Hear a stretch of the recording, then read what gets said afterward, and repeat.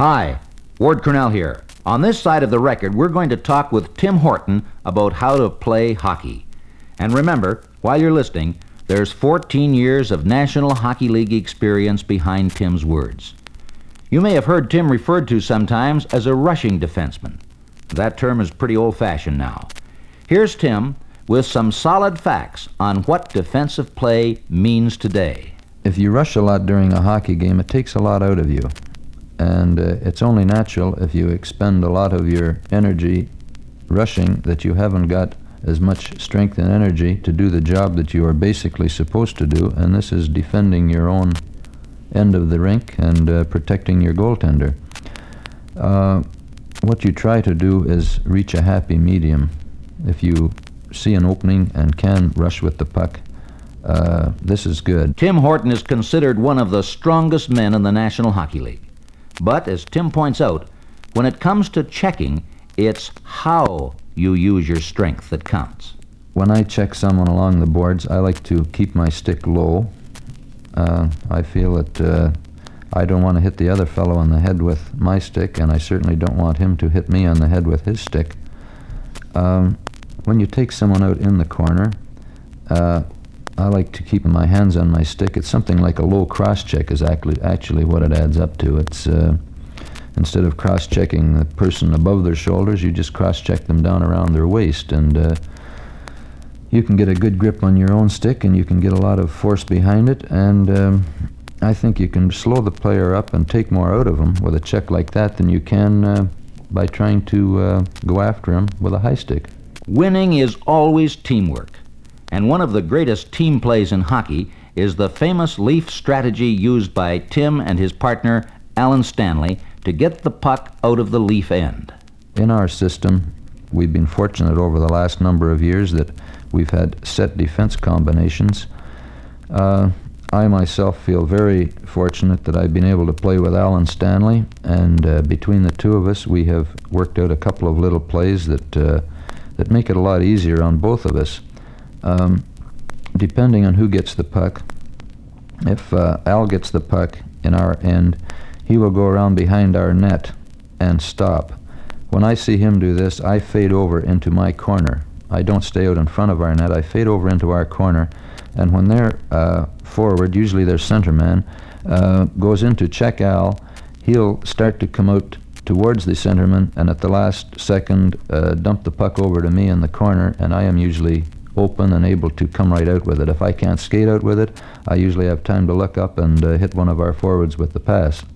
And this works in reverse. Strategy, player selection, experience. It takes all these qualities to create a great partnership like Horton and Stanley. And a little bit of luck helps too. Listen now while Punch Imlach, Maple Leaf coach, gives us the background on this specialized player cooperation. Yes, it was a lucky day for the Leafs when Alan Stanley and Tim Horton were put together. Defensemen must work together not only in getting the puck from the opposition, but also in getting it out of their defensive zone. There are two ways to do this. You can carry it out or you can pass it out. Tim can carry the puck better than Alan, but Alan can pass the puck to our forwards better than Tim. They complement each other not only by knowing what the other person will do, but also by their exceptional abilities. Experience is of great value.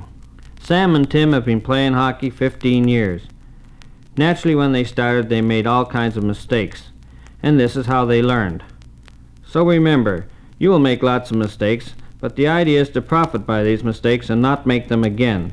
Teamwork, precision, strength. 14 years NHL experience. All this plus a remarkable ability to talk hockey so it sounds easy and exciting makes Tim Horton one of your best sources for good advice about Canada's national game.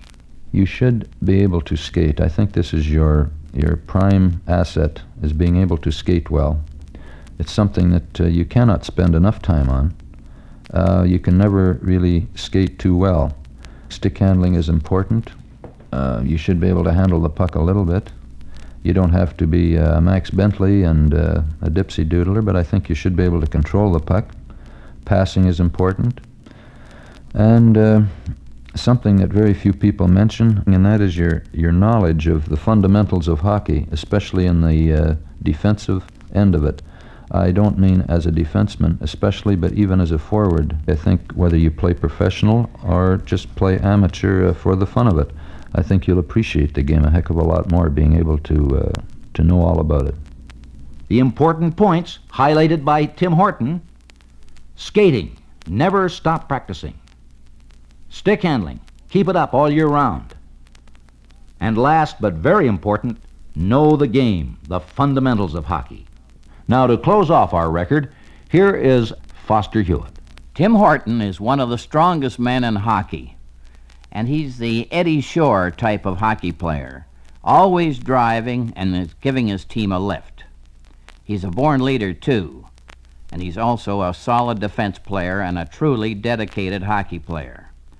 I would say he's the kind that a coach always likes to have around. Once again, on behalf of Jack Dennett, Punch Imlach, Foster Hewitt, and NHL star Tim Horton, this is Ward Cornell thanking you for listening to Maple Leaf Hockey Talks. We hope it will help you get the most out of playing Canada's national game.